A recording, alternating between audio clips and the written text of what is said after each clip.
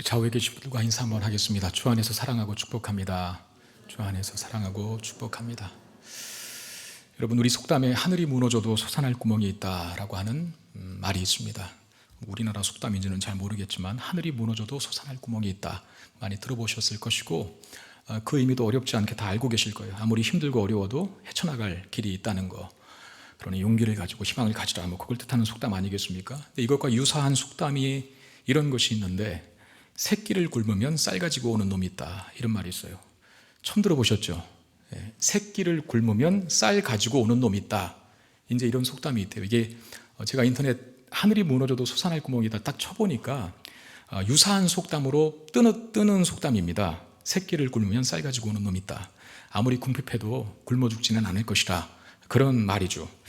근데 여러분, 이런 말들이 사실 하늘이 무너지는 것 같은 상황과 어려운 현실을 접하고 있는 사람, 새끼 아닌 그 이상을 굶고 있는 경제적인 피폐함 때문에 아파하고 힘들어하는 사람들에게 이런 속담, 사실 속담이 인간 살아가는 세상 속에서 그 삶의 경험을 통해서 얻게 된 교훈, 또는 그것을 말로 표현할 때 짧게 그게 격언이라는 의미도 있지 않습니까? 근데 정말 힘든 사람들이 이런 속담을 통해서 위로를 받겠냐, 그 말이죠.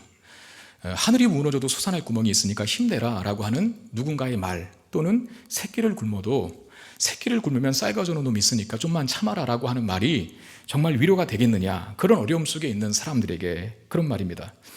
이런 격언들 속에는 사실상 그렇게 되기를 희망한다 라거나 아니면 그런 우연이라도 발생되기 원하는 우리 사람의 마음의 반영일 뿐이지 아무 근거가 사실 없기 때문에 이런 말이 크게 힘을 얻거나 위로가 되거나 용기를 받지는 않는다는 겁니다. 근데 여러분, 하나님 말씀은 다릅니다. 하나님께서 만약에 하늘이 무너져도 너희들은 안전할 것이다 라고 말씀하신다면 위로를 받지 않겠어요? 용기를 얻지 않겠어요? 새끼를 굶어도 너희들은 배고프지 않을 것이고 내가 다 먹일 것이다 라고 하나님께서 말씀하셨다면 우리는 그 말에 용기를 얻고 또 위로를 얻게 됩니다. 왜 그렇습니까? 그냥 세상사에 돌아다니는 근거 없는 희망이나 희망사항을 이야기하는 속담이나 격언이 아니라 그야말로 천지와 우주를 창조하시고 나라와 민족과 역사를 운행하시는 주인 되시는 여호와 하나님의 말씀이기 때문에 그렇다는 거예요. 그러니까 그 말씀이 근거가 있기 때문에, 그걸 능히 이루실 수 있는 분이 하신 말씀이기 때문에 우리는 그런 말씀을 들을 때 위로가 되고 힘을 얻고 소망을 갖게 된다는 것이죠. 자, 오늘 본문 말씀은 지난주와 연결되어 있는 사건입니다. 제가 본문이 조금 길어도 다 읽게 했는데 조금 불편하시더라도 당분간은 그렇게 할 거예요. 왜냐하면 제가 어느 정도 특정 부분만 시간 때문에 짧게 읽고 넘어가면 여러분들이 집에 가셔서 안 읽으시더라고요. 그래서 그냥 여기 오신 거 한번 쭉 다 읽고, 때로는 읽어도 무슨 내용인지 모르다 하더라도 한번 읽었으니까 이 예배 시간 속에, 그래서 말씀을 통해서 다시 한번 깨닫고 하는 그런 시간 되었으면 좋겠는데, 우리 지난주 말씀 어떤 내용이었었습니까? 아람의 군대가 북이스라엘을 쳐들어왔죠. 그래서 어디를 에워쌌습니까? 북이스라엘의 수도인 사마리아 성을 에워쌌어요. 그러니까 북이스라엘 수도인 사마리아 성을 아람의 온 군대, 어마어마하게 많은 군대가 포위하니까 그것이 시간이 지나갈수록 점점 먹을 것이 떨어지고, 아무튼 사마리아 성 안의 사람들은 그야말로 참혹한 상황에 직면하게 되었었다는 것을 이야기했어요. 물가가 폭등했고, 나귀머리 하나에 8년을 일해야 벌 수 있는 돈으로 사기도 하고, 합분태라는 거 뭔지 아셨죠 이제? 비둘기 똥같이 생긴 그 콩 껍질 사는 데에도 근로자가 6개월을 일해야 살 수 있는 값. 물가가 폭등했고요. 그래도 먹을 것이 없으니까 이건 참 말하기도, 입에 담기도 참 그런데 자기가 낳은 아들을 삶아 먹기도 하는 이런 참혹한 일이 벌어졌었습니다. 근데 그런 상황에서 엘리사가 무슨 말을 했습니까? 내일 이맘때, 다시 말하면 24시간 안에 이 모든 것이 정상적으로 바뀌게 될 것이다 라고 예언을 해버렸어요. 그러니까 음식과 물자가 공급되어서 지금 폭등한 물가가 정상적으로 내리게 될 것이다 라고 하는 말씀을 했다는 말입니다. 엘리사가 참 믿을 수 없는 예언을 한 거죠. 어떻게 그렇게 가능합니까? 1년 후에라든지 아니면 1년까지 안 가도 우리 6개월만 참자, 그러면 그래, 그럴 수도 있겠다라고 하는 희망을 가질 텐데, 내일 당장 바뀐다니까, 전세가 역전된다니까, 이런 반전이 일어나다니까, 누가 믿어요 그거를? 여러분 같으면 믿겠습니까? 안 믿는다는 겁니다. 근데 엘리사는 선지자잖아요. 선지자, 다시 말하면 하나님 말씀을 전하는 자예요. 그러니까 엘리사가 한 이런 예언은 자기의 희망사항을 이야기한 게 아니라는 거예요. 대언한 거죠. 누구의 말을? 하나님 말씀을. 그게 선지자 아닙니까? 7장 1절에 엘리사가 이르되 여호와의 말씀을 들을지어다 여호와께서 이르시되 그랬어요. 여호와의 말씀을 들을지어다 여호와께서 이르시되라고 하면서 이런 놀라운 예언을 합니다. 24시간 안에 모든 것이 정상화될 것이라고 하는 예언을 하게 됩니다. 그런데 한번 생각해 보십시오. 이 상황이 어떻게 하루아침에 개선될 수 있을까 하는 겁니다. 상식적으로도 생각이 안 되고 어떻게 그려지지가 않아요. 도대체 어떤 방식으로 이 재난이 사마리아 성에 엄습한 이 재난이 종식되고 평상시의 일상을 회복할 수 있을까? 아무리 하나님이라지만 그걸 어떻게 24시간 안에 이루실까? 오늘 본문은 엘리사의 예언이 어떻게 이루어지는지를 보여주는 겁니다. 오늘 본문에서 먼저 4명의 나병 환자가 등장합니다. 나병 환자, 어떤 병을 갖고 있는 환자들인지 아시죠? 악성 피부병. 이게 전염성이 있었던 것 같아요. 악성 전염성 피부병. 이걸 이스라엘 사회에서는 부정한 병으로 여겨서 성 안에 같이 못 삽니다. 이런 병 걸린 사람들은 성 밖에, 그러니까 나가야 됩니다. 성 밖에 나가서 격리 조치가 되죠. 그 나병 환자들도, 4명의 나병 환자들도 배고픔에 지쳐갔을 겁니다. 평상시 때는 가족이라든지 성 안에 사는 가족이라든지 친지들이 나와서 먹을 것을 이렇게 갖다 줍니다. 근데 지금은 상황이 어때요? 성 안에도 먹을 것이 없어서 아이들을 잡아먹는 상황까지 갔는데 나병 환자들의 주름식이 어디 있습니까? 그래서 이 4명의 나병 환자들이 이런 결심을 합니다. 야, 성읍 안으로 들어가도 죽고, 왜냐하면 거기 먹을 것 없으니까 우리가 여기 앉아 있는다고 해도 똑같이 굶어 죽으니 그냥 차라리 아람 진영으로 가서 우리 좀 살려주세요 라고 구걸해서 항복해서 그들이 살려주면 사는 것이고, 그러나 그들이 우리를 죽여도 뭐 손해볼 것 없지 않냐, 여기서 죽으나 거기서 죽으나 누구한테 죽으나 이 사람한테 죽으나 저 사람한테 죽으나 마찬가지니까 한번 가보기나 하자. 그리고 그렇게 결심을 한 거예요. 근데 이들이 아람 진영으로 갔는데 아주 믿을 수 없는 광경이 그들 앞에 펼쳐집니다. 아람 사람이 한 사람도 없는 거예요. 그 군대가. 무엇 때문인지 그 이유를 이렇게 밝히고 있습니다. 6절 7절. 이는 주께서 아람 군대로 병거 소리와 말소리와 큰 군대의 소리를 듣게 하셨으므로 아람 사람이 서로 말하기를 이스라엘 왕이 우리를 치려하여 햇사람의 왕들과 애굽 왕들에게 값을 주고 그들을 우리에게 오게 하였다 하고 해질 무렵에 일어나서 도망하되 그 장막과 말과 나귀를 버리고 진영을 그대로 두고 목숨을 위하여 도망하였음이라. 그래요. 다 도망갔대요. 왜 도망갔는가? 어떤 소리를 들었대요. 근데 오늘 본문에 무슨 소리라고 그랬습니까? 큰 군대 소리. 그래서 어떤 학자는요, 아마도 이렇게 막 산을 타고 내려오는 큰 바람 같은 태풍 회오리 바람 소리를 들었나, 그렇게 해석하는 학자도 있는데, 거기 소리라고 하는 단어가 히브리어로는 목소리라는 뜻입니다. 음성, 즉 사람의 소리인 거예요. 그러니까 큰 군대, 함성 소리 이런 걸 들었겠죠. 근데 무엇 때문에 어떻게 그런 소리를 들었는지에 대해서는 성경이 구체적으로 밝히지 않으니까 아무튼 하나님께서 그 소리를 그들에게 듣게 하셨다는 것이죠. 큰 군대가 다가오는 소리. 그 사람들이 어떻게, 아람의 군대가 어떻게 그 소리를 해석합니까? 이스라엘 왕이 햇사람과 애굽의 왕들과 연합전선을 펴서 동맹을 맺어서, 아니면 돈 주고 용병을 사서 어마어마한 엄청난 군대를 끌고 지금 우리를 공격하러 오고 있다라고 하는 마음, 그렇게 해석해버린 거예요. 그래서 혼비백산 이것저것 챙길 겨를도 없이 몸만 달아납니다. 여러분, 이 4명의 나환자들이 비어있는 아람의 한 장막에 들어가서 마음껏 먹고 마시는데 아무튼 진영 끝까지 다 가본 거예요. 끝에는 사람이 있을까? 근데 끝까지 다 가보니까 아무도 없어요. 그런 다음에 한 장막에 들려서 마음껏 먹고 마시고, 그리고 은과 금과 의복을 가지고 감추어 둡니다. 다른 장막에서도 값진 것들을 가지고 가서 감추기를 반복합니다. 그러다가 이 나병 환자 4사람이 이걸 자신들만 누려서는 안 되겠다, 양심에 찔림이 왔는지 이걸 자신들만 누려서는 안 되겠다 생각하고 이스라엘 성 안에 알리고자 합니다.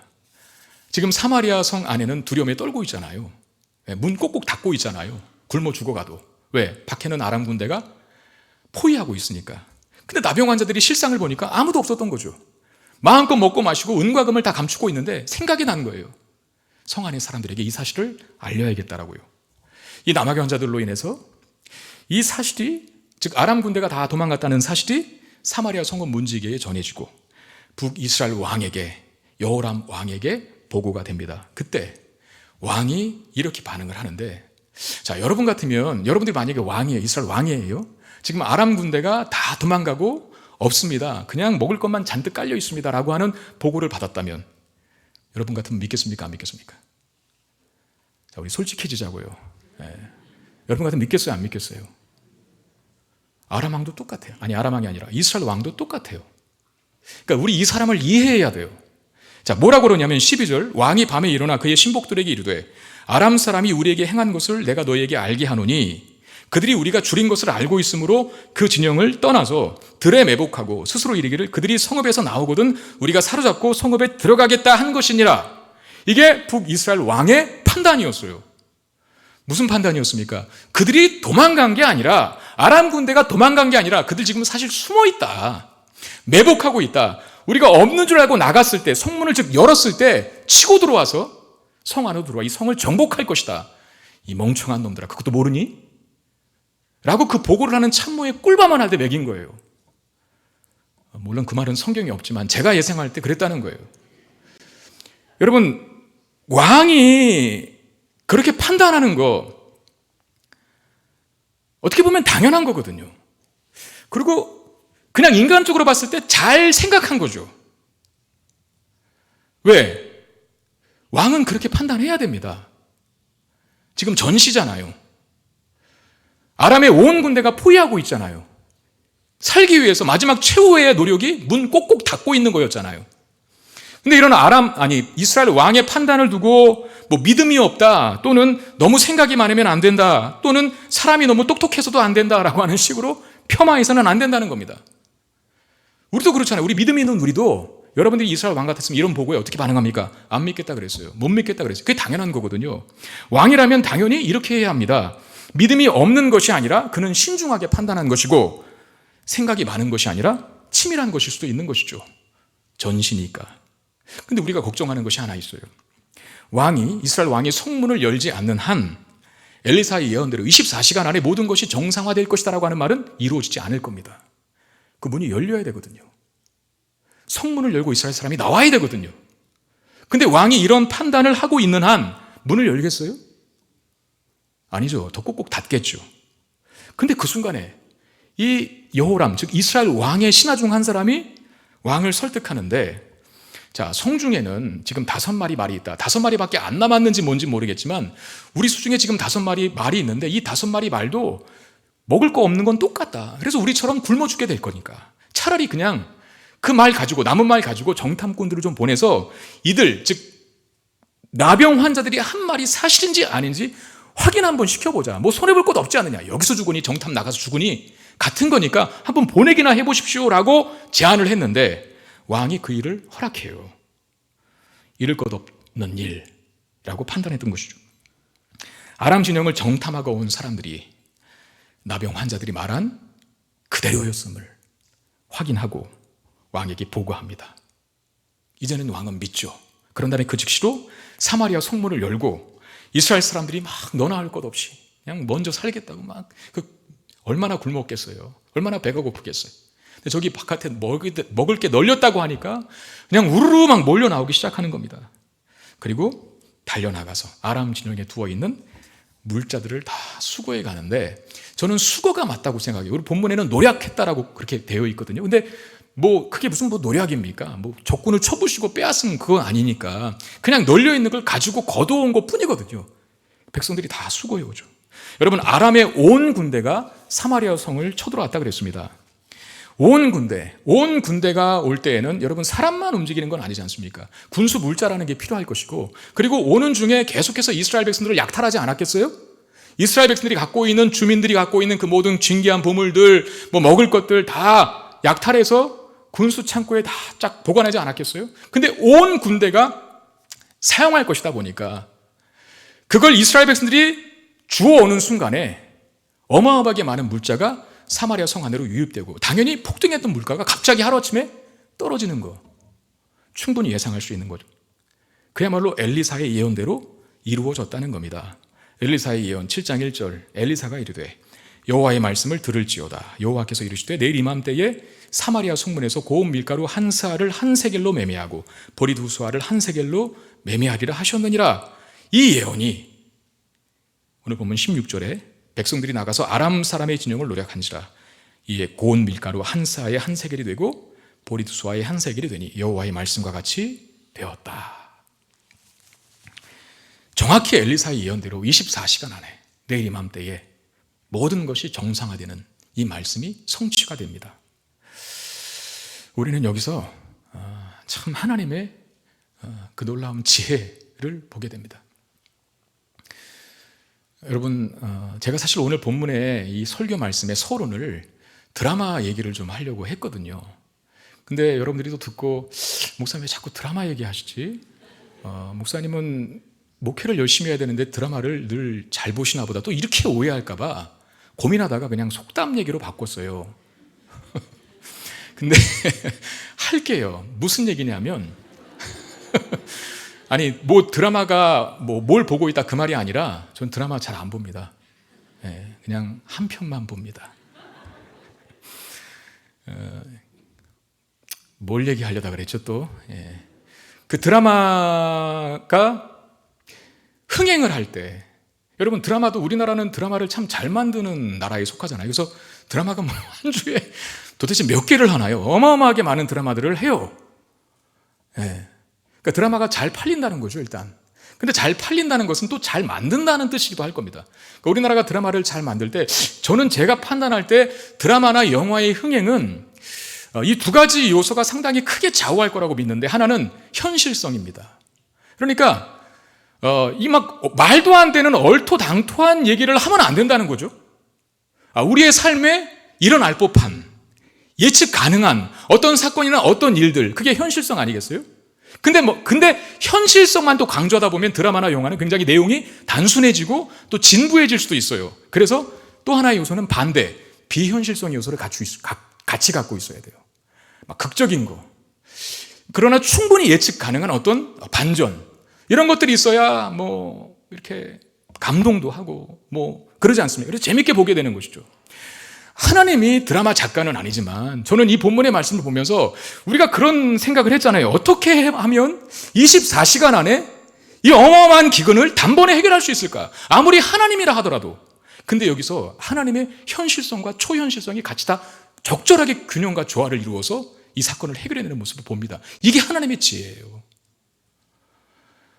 누가 봐도 하나님이 하신 일이고 누가 봐도 이런 기적이 일어나겠다라고 하는 그런 예측 범위 안에서 하나님이 이 놀라운 일을 행하시는데, 그리고 하나님께서 약속하신 그 말씀, 그 약속의 말씀들이 성취되는 것, 놀랍게 그 말씀을 성취하시는 하나님의 지혜와 하나님께서 하신 말씀이라면 무엇을 통해서라도 반드시 이루시고야 마시는 하나님의 신실하심.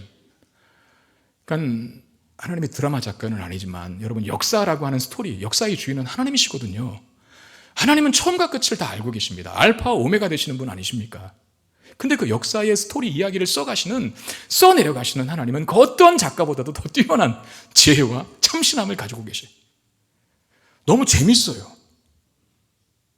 여러분, 구약 성경을 재밌게 잘 읽는 방법 중에 하나는 그림을 그리는 겁니다. 제가 자주 얘기하지만 상상해 보시는 거예요. 영화를 한번 찍으세요. 딴 영화를 찍으라는 게 아니라 이 말씀에, 제가 설교를 통해서 전하는 이 말씀을 그림을 그려가면서 그 모습을 상상해가면서 한번 생각해 보세요. 이 얼마나 기가 막힌 사건입니까? 하나님의 지혜가 담겨 있고 약속의 말씀을 어떻게 해서든 성취하시는 하나님의 신실하심이 보여요. 도무지 불가능한 일인데 가장 가능성 없는 인물들을 통해서 성취하신다는 거. 우선 나병 환자들이 등장했지 않습니까? 이 나병 환자들이 왜 여기 등장할까 싶었어요. 근데 이들이 사용된 이유가 있어요. 그들은 성 안에 들어갈 수 없는 자였기 때문입니다. 여러분, 성 안에 들어가 있는 사람은 못 나와요. 왜? 꼭꼭 닫았는데요. 아람 진영이 포위하고 있으니까 왕이 문을 다 닫아버렸습니다. 성문을 굳게 닫아버렸습니다. 근데 나병 환자들은 성 밖에 있어요. 아람 진영을 갈 수 있는 조건이었다는 것이죠. 그리고 이들이 아람 진영으로 가고자 결심을 합니다. 여러분, 이 나병 환자들에게도 아람의 군대는 공포의 대상이고 위협의 대상일 수 있습니다. 갔다간 죽을 수도 있거든요. 근데 이들이 갔어요. 죽을 각오를 하고. 근데 따지고 보면 이 나병 환자들이 아람의 진으로 간 것은 결코 좋은 의도가 아닙니다. 이들이 나라를 구원하겠다는 결심을 하고 간 건가요? 아니죠. 그냥 제 살 길 찾아서 간 거예요. 본문에 항복하자 그랬잖아요. 그 항복하자가 원어상으로는 엎드려 절하다는 뜻이거든요. 꿇어. 그거예요. 그러니까 먹고 살기 위해서, 자신들만 살기 위해서 나라조차 배신하겠다는 거예요. 이들이 아람 진영으로 가기로 결심한 것은 결코 어떤 희생적인 결단도, 신앙적인 선택도 아니라는 겁니다. 단지 자신들만이라도 살기 위해 투항도, 항복도 불사하겠다. 적에게 머리를 조아려서라도 우리 목숨만큼은 연명하보자. 그런 각오를 하고 간 거거든요. 그리고 나서 텅 빈 아람의 진영을 확인한 후에 그들이 먼저 먹죠. 마십니다. 먹고 마시는 것까지는 이해를 합니다. 왜? 너무나 배가 고팠을 테니까. 그런데 이들이 뭐 합니까? 진귀한 물건을 감추기 시작합니다. 2번이나 반복하여 기록하는데 8절 하반절에 한번 보십시오. 거기서 은과 금과 의복을 가지고 가서 감추고, 여기서 끝나면 되는데 다시 와서 다른 장막에 들어가 거기서도 가지고 가서 감추니라 2번 반복하고 있어요. 이게 결코 긍정적인 기록이 아니라고 저는 믿습니다. 자기만 살자는 거죠. 그런 다음에 이들이 이 사실을 왕궁에 알려야겠다라고 결심한 이유가 뭔지를 보십시오. 9절에 나병 환자들이 그 친구에게 서로 말하되 우리가 이렇게 해서는 아니 되겠도다. 오늘은 아름다운 소식이 있는 날이거늘 우리가 침묵하고 있도다. 만일 밝은 아침까지 기다리면 벌이 우리에게 미칠지니 이제 떠나 왕궁에 가서 알리자. 왜 알리자고 했다고요? 벌 받을까 봐. 여러분, 제가 묻겠습니다. 여러분들은 왜 지금 이 자리에 와 계십니까? 왜 주일은 예배를 해야 되죠, 우리가? 벌 받을까 봐. 주일날 내가 예배의 시간에 안 지키면 하나님이 나를 치실 것 같아. 혹시 그런 마음으로 앉아 계신 분 계시지 않나요? 물론 아주 어린 신앙은 그런 마음을 가질 수도 있습니다. 그리고 내가 예배 시간에 예배 드려야 되는데 내가 딴짓하면 하나님께서 나 치실 거야. 그러니 그냥 가자. 그리고 오실 수도 있겠죠. 믿음이 연약한 분들은. 그러나 그게 합당한 건 아닙니다. 거기서 벗어나셔야 돼요. 자라가셔야 돼요. 어떤 식으로? 여러분, 예배자가 하나님께서 받으시는 예배를 드릴 때 반드시 2가지를 준비하셔야 됩니다. 그게 뭐냐면 감사와 찬송입니다. 감사와 찬송의 제물을 가지고 오셔야 돼요. 예배라고 하는 말 자체가 하나님 앞에 경배하다, 꿇어 엎드려 그분께 절하다라는 뜻이거든요. 뭐 때문에 절하고 뭐 때문에 경배합니까? 하나님 나를 구원하신 거, 나에게 은혜를 베풀어 주신 거, 그걸 감사하고 찬송하는 마음으로 예배를 드려야 그걸 받으시거든요. 근데 벌 받을까 봐, 벌 받을까 봐 우리 부활주일날 새생명 전도 축제를 합니다. 복음을 전하는 것도, 내가 전도해야 되는 것도 안 하면 벌 받을까 봐. 지금 여기 기록돼서 태신자 작정하신 분들은 벌 받을까 봐 여기다 다 기록한 겁니까? 안 하신 분들은 뭐 거기에서 자유해서 안 기록하신 거고요. 복음을 전하는 건 1차적으로 하나님이 나에게 주신 그 은혜, 내가 하나님을 알게 돼서 이전과는 다르게 사는 나의 그 놀랍고 감격스러운 인생, 나의 안에 너무나 좋은 가치가 들어와서, 생명이라고 하는, 복음이라고 하는, 하나님의 은혜라고 하는 너무나 귀한 가치가 들어와서 그걸 말로 전하지 않을 수 없어요. 우리가 맛집 가서 음식을 먹고 누군가를 또다시 데려올 때 맛없는 음식 그냥 데려오지는 않습니다. 너무 맛있어서 나만 먹기 아까우니까 가족도 데려가고 친구도 데려오는 것 아닙니까? 전도도 마찬가지겠죠. 내 안에 너무 좋은 것이, 좋은 예수님이 흘러넘치는 거. 사마리아 여인인가요? 와보라, 와보라 그랬잖아요. 예수님 만나니 내 갈급함이 해결되더라. 너도 와보라. 벌 받을까 봐 전도하는 게 아니라는 것이죠. 근데 이 나병 환자들은 지금 뭐 하고 있습니까? 이들에게는 벌 받을까 봐 빨리 알리자 라고 하는 마음이 있어요. 이게 틀리고 나쁘다라고 하는 말이기 이전에 나병 환자들이 이 소식을 이스라엘 성 안에 전할 때에도 사실 동기가 그렇게 긍정적이진 않다는 거죠. 그럼 뭡니까? 나병 환자들에게 보여지는 모든 모습들은 사실상 긍정적인 요소가 전혀 없어요. 이들이 신앙적인 결단을 하고 아람 진영에 간 것도 아니고, 무슨 구국의 열정을 가지고 간 것도 아니고, 그리고 감추기나 하고 있고, 전할 때에도 벌 받을까 봐 전하고 있습니다. 그러므로 이들을 미화시키는 것은 바람직하지 않다는 거죠. 예. 그럼에도 하나님은 이들을 통해서라도 이스라엘을 살려내시고 있다는 거죠. 또 하나, 왕이 마음을 돌이킨 이 사건에서도 바로 하나님의 개입하심을 발견할 수가 있는데, 왕은 아람 진영이 텅 비어 있다는 사실을 믿지 않았죠. 어떻게 판단했다 그랬었습니까? 이거 매복 작전이다. 적들이 숨어 있다. 우리가 나가면 우리 치고 성 안을 정복할 거야 라고 판단해서 성을 더 굳게 다스릴 생각을 했습니다. 만약에 왕이 자신의 판단을 고수하고 그대로 행했다면 게임 끝나는 거예요. 그냥 다 죽는 거죠. 성 안에서. 사실 이스라엘 왕이 그런 결심을 했잖아요. 엘리사 죽이겠다고, 지난주 본문에 엘리사 죽이겠다고 찾아왔을 때는 나 더 이상 하나님 앞에 하나님 기다리지 않겠다. 너 죽고 나 죽자. 이 판 사판 다 끝내버리겠다는 겁니다. 근데 만약에 왕이 계속해서 성문을 열지 않으면 다 죽는 겁니다.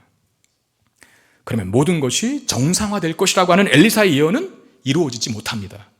그런데 그 순간에 이름도 없는 한 무명의 신하가 등장해서 왕의 마음을 돌려요. 그 짐승들 아껴봤자 뭐합니까? 그 짐승도 먹일 염을 없습니다. 그냥 여기서 죽으니 거기서 죽으니 마찬가지니까 정탐꾼 몇 명 보내서 그 말에 태워서 만약에 있으면 거기서 죽으면 그냥 끝나는 거고, 여기 있어도 굶어 죽는 건 마찬가지니 한번 보내보기라 하십시오. 이렇게 부정적으로 신하가 조언을 하는데 거기에 또 왕이 귀를 기울였죠. 그러니까 여러분, 이 사태는, 이 사마리아 성 안의 극심한 참상은 긍정적인 요소 없이 등장하는 나병 환자들과 그리고 이름도 밝히지 않은 신하 중 한 사람이 해결의 실마리를 제공하고 있다는 거예요. 이 문제를 해결하기 위해서 어떤 해결사가 등장한다든가, 아니면 무슨 천사를 하나님께서 하늘에서 보내셔서 천사가 어마어마하게 많은 음식물을 가지고 갖다 먹어라 라고 했다든가, 그런 거 없어요. 현실성과 약간의 또 비현실성, 이게 절묘하게 조합되어서 그야말로 전혀 기대할 수 없는 가려진 인물들을 통해서 이렇게 놀라운 일을 행하시는 모습을 오늘 본문이 보여주고 있습니다. 오늘 본문의 이런 사건을 보면서 하나님께서 정말 우리에게 요구하시는 것은 무엇일까 하는 부분들을 생각해 보셔야 돼요. 왜 이런 내용을 성경 말씀에 기록하여서 지금 성경 말씀을 보고 있는 우리에게 어떤 메시지를 전하려고 하실까라는 거죠. 이겁니다. 가장 최악의 상황과 가장 최악의 조건과 가장 절망적인 환경 속에서도 결코 포기하지 말고 하나님께서 하실 일들을 기대하고 소망을 가지라. 그 말씀하시기 위해서 이 본문이 있는 거예요. 우리는 의문이었잖아요. 정말 내일 이맘때 이게 이루어질까? 그런데 됐어요. 이 일을 이루시는 하나님의 지혜, 기가 막힌 방식을 동원하십니다. 나병 환자. 여러분, 나병 환자가 뭘 할 수 있겠어요? 나병 환자가 이 위기를, 사마리아 성의 사람들의 그 목숨을 살릴 수 있는 조건이 되는 사람들입니까?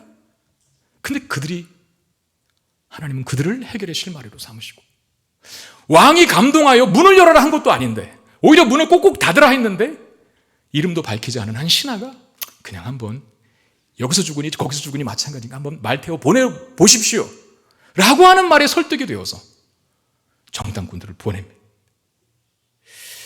이게 하나님의 지혜예요. 그리고 약속의 말씀을 이루어가시는 하나님의 신실하심이고, 참 드라마 작가 같아요. 재밌어요. 하나님이 써가시는 역사의 스토리는 너무 초현실적이지도 않고 그렇다고 해서 너무 진부하지도 않은, 기가 막히게 하나님을 인정할 수밖에 없는 그런 역사의 스토리를 써가시는 모습을 봅니다. 출애굽기 14장에 여러분 그런 사건이 있지 않습니까? 애굽을 나온 이스라엘 백성들이 앞에는 홍해가 가로막혀 있고 뒤에는 변심한 이제 애굽의 군대가 죽이겠다고 쫓아오는데, 그 위기로 인해 놓였을 때의 일입니다. 이스라엘 백성들이 모세를 원망하기 시작합니다. 애굽에 매장지가 없어서 왜 우리를 이 광야에서 죽게 하느냐? 그냥 차라리 우리를 가만히 내줘서 그냥 애굽 사람들 섬기면서 사는 것이 광야에서 죽는 것보다 낫겠다라고 하면서 모세 앞에 원망 불평을 해야 됩니다. 그때 모세가 백성들에게 이렇게 말을 하죠. 출애굽기 14장 13절 14절. 자, 우리 한번 같이 읽겠습니다. 시작. 모세가 백성에게 이르되 너희는 두려워하지 말고 가만히 있어서 여호와께서 오늘 너희를 위하여 행하시는 구원을 보라. 너희가 오늘 본 애굽 사람을 영원히 다시 보지 아니하리라. 여호와께서 너희를 위하여 싸우시리니 너희는 가만히 있을지니라. 여러분, 모세가 이런 이야기를 한 근거는 뭘까요? 앞에는 홍해고 뒤에는 애국 군대가 따라오는데 빠져나갈 길이 없잖아요. 이 위기를 모면할 대안이 없어요. 그래서 이스라엘 백성들이 원망한 거죠, 모세를. 근데 모세는 가만히 있어봐라, 하나님이 하실 일을 보자 라고 이야기를 합니다. 사실 모세도 어떻게 위기가 극복될지는 몰라요. 이게 중요한 겁니다. 모세도 하나님이, 만약에 모세가 알았다면, 어떻게 이 상황을 하나님께서 극복시켜 줄 것인가를 알았다면 그렇게 말했을 거예요. 하나님이 홍해 가를 거고, 우리는 안전하게 건너게 하실 거고, 그리고 뒤따라오는 애굽의 군대는 다시 물을 합치게 하셔서 다 빠져 죽게 만들 것이다. 알고 그런 얘기 하지 않았어요. 몰라요, 모세도. 어떻게 이 위기를 극복할지. 근데 모세가 아는 거 딱 한 가지 있어요. 뭘까? 가나안 땅에 들어간다는 겁니다. 여러분, 똑같은 위기 상황 속에 이스라엘 백성들과 모세의 반응이 달라요. 단 한 가지 차이입니다. 뭐가 있고 없음입니까? 하나님께 대한 믿음의 유무입니다. 모세도 이 위기가 어떻게 극복할지는 모르지만 결과는 하나 알고 있어요. 하나님이 우리를 애굽에서 건져내셨다면 반드시 목적지인 가나안 땅으로 들이시고야 말 것이니 우리는 여기서 죽지 않을 것이다. 그 믿음. 그 믿음이 이 위기가 어떻게 극복될지 몰라도 다른 수많은 이스라엘 백성들과 다른 마음의 자세를 갖게 만들었다는 것이죠. 이런 성경의 메시지를 보면 사실 우리의 모든 혈신과 조건이 그게 최악의 사마리아 성 같은 참상의 현실이라 할지라도 그게 꼭 나쁜 것만은 아닙니다. 간단한 예로 우리가 지금 코로나19 상황을 1년 넘게 지금 당면하고 있지 않습니까? 근데 이제는 마스크를 착용하는 게 일상이 되고 이제 습관이 되었어요. 몇 달 전까지만 해도 코로나 상황 발생한 지 마스크를 쓰고 다니라 강조해도 잘 안 썼고, 근데 이 위험성을 알게 되다 보니까 마스크를 쓰려고 노력함에도 불구하고 어느 순간 까먹고 나서 엘리베이터 타고 내려가다 마스크 안 쓰네 그러고 다시 가서 마스크 쓰고 올라오고 내려오고 이런 일들이 비일비재했는데 이제는 좀 반대가 됐어요.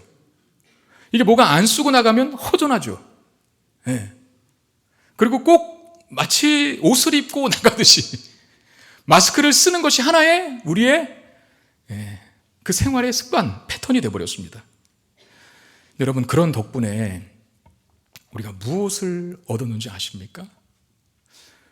지금 최근에도 계속 그 황사, 미세먼지, 초미세먼지, 이게 하루도 거를 날 없이 계속해서 우리나라를 다 덮었었죠. 여러분들이 지금 쓰고 계신 마스크가 사실 코로나 방지용이 아니거든요. 뭐 때문에 만든 겁니까, 그 마스크? 황사 방지용이에요. 미세먼지 방지용이에요. KF94는 그게 더 촘촘해서 아주 작은 것까지 막을 수 있다. 그런 거거든요. 근데 우리는 코로나 때문에 그 쓰기 싫어했던, 귀찮았던, 힘들었던 마스크를 쓰는 것이 습관이 되었어요. 그 덕분에 황사가 두렵지 않게 됐어요. 미세먼지가 두렵지 않게 됐어요. 저는 코로나 이전에 마스크 쓰기 전에는 아무리 이 나라에 황사가 덮치고 미세먼지가 가득 차 있다 그래도 마스크 잘 안 쓰고 다녔었습니다. 마음에 들지 않는 환경, 그것이 다 우리에게 마이너스만 가져다 주는 것은 아니라는 것이죠. 우리에게 마음에 들지 않는 어렵고 힘든 환경들이 있을 줄 압니다. 때로는 어떤 사람들에게는 그것이 건강의 문제일 수도 있고, 어떤 사람이 그것이 경제적인 문제일 수도 있고, 어떤 사람이 그것이 나를 힘들게 하는 직장 상사나 동료가 있는 것으로 나타날 수도 있어요. 여러분들 중에 혹시 중요한 시험에서 떨어지셨습니까? 이 어렵고 힘든 환경 속에서 우리가 처한다 할지라도 결코 낙심하지 마십시오. 왜? 시간이 흐른 뒤에 뒤돌아보면 하나님이 그 일을 다 사용하셨음을 알게 될 날이 올 것입니다. 전혀 하나님을 의지하거나 신뢰함이 없었던 나병 환자들, 삶을 포기했던 가장 소외되고 가능성 없는 그들을 통해서도 나병 환자들이라는 것은 악조건, 아무것도 할 수 없는 무능력함, 참혹함, 그걸 상징하고 대변하는 인물들일 수 있거든요. 그런데 그들이 이스라엘을 구원해. 하나님이 그들을 사용하신 것이죠. 여러분, 우리는 모릅니다. 하나님이 사막에 강을 내시고 광야에 길을 내신다고 하는데 어떻게 그 일을 이루실지는 몰라요. 저도 모르고. 그럼에도 불구하고 믿어야 합니다. 왜? 하나님은 감히 인간이 측량할 수 없는 그런 지혜를, 그리고 말씀하신 바를 반드시 성취하시는 그 지혜와 신실하심을 가지신 분이시기 때문입니다. 오늘 7장 본문에 이 사건의 결론부에서 한 사람을 강조하여 제시하는데 그가 누굽니까? 여러분 기억하십니까? 엘리사의 말을 조롱했던 왕의 장관. 그 사람이 엘리사가 내일 이맘때 모든 것이 정상화될 것이다 라고 예언을 하니까 뭐라고 그랬어요? 하늘 문을 하나님이 여셔도 그 하늘 문을 여셔서 먹을 것 잔뜩 쏟아 부어줘도 지금 이 어마어마하게 힘든 기아와 굶주림을 해결할 수는 없다. 그러면서 하나님의 능력을 불신했고 엘리사의 말을 조롱했죠. 그 장관에게 대해서 엘리사가 뭐라고 그랬어요? 네가 눈으로 볼 것이다. 그러나 넌 먹지는 못할 것이다. 그렇게 예언을 했어요.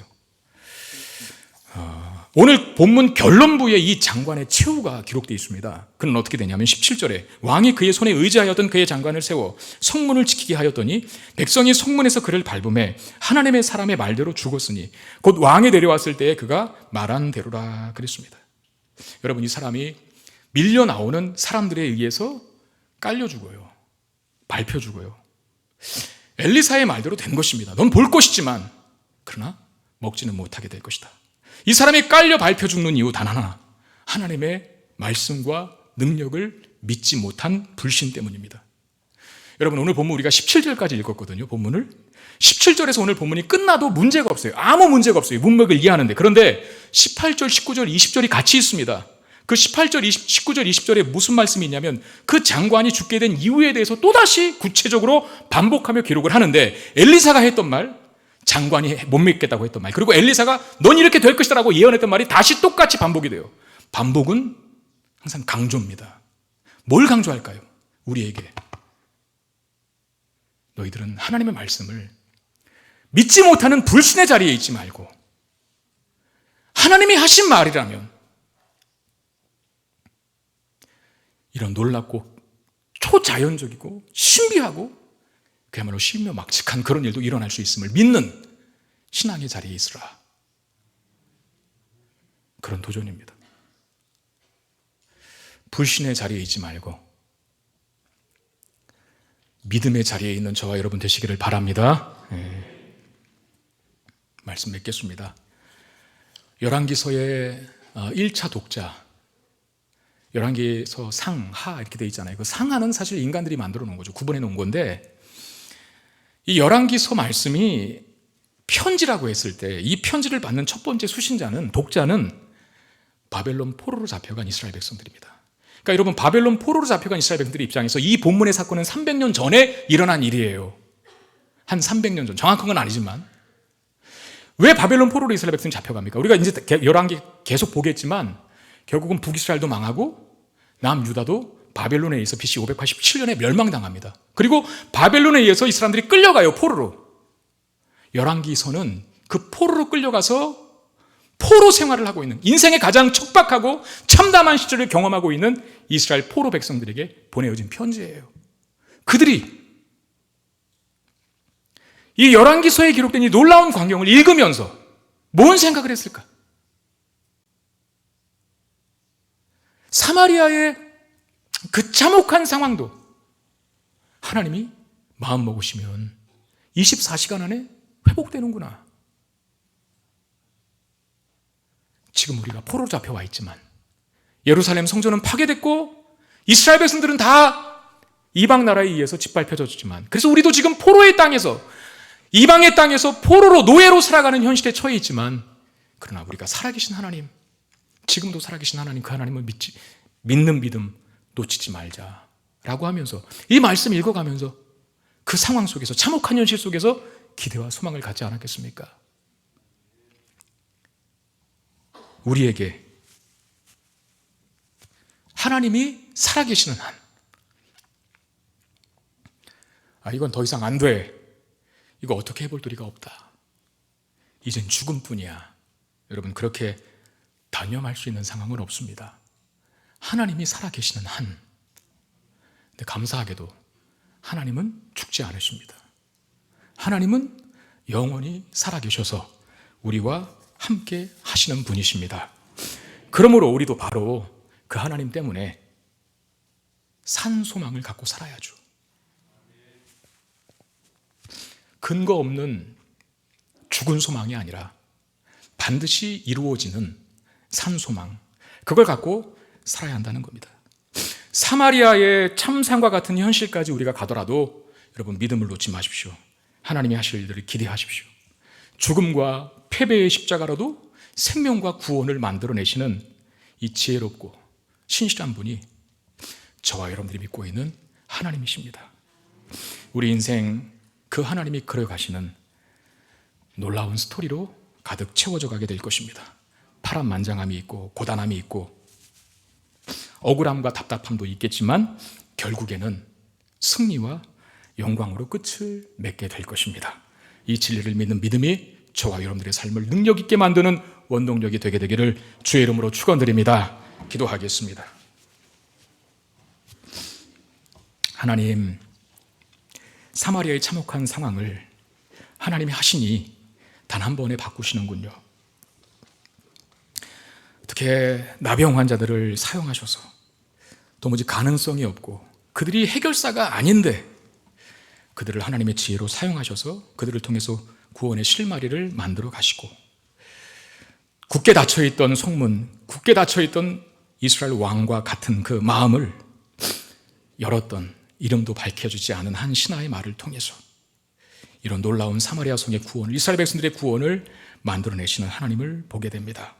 때로 우리의 상황이 사마리아 성의 참혹한 현실을 걷는다 하더라도 하나님이 살아계시고 우리와 함께 하신다는 믿음 가지고 그런 현실을 능히 반전시켜내시고 그야말로 깊은 웅덩이와 수렁 속에서도 건져내시사 우리를 반석 위에 높게 세우시는 그 하나님의 능력이 우리가 경험하게 되는 능력이게 하여 주시옵소서. 그래서 우리의 입술에 하나님을 향한 찬양과 감사가 넘쳐나게 하여 주시고 영원토록 살아계신 하나님 앞에 찬양과 경배를 올려드리며 살아가는 우리 모두가 되게 해 주시옵소서. 우리 주 예수 그리스도의 이름으로 간절히 기도드리옵나이다. 아멘.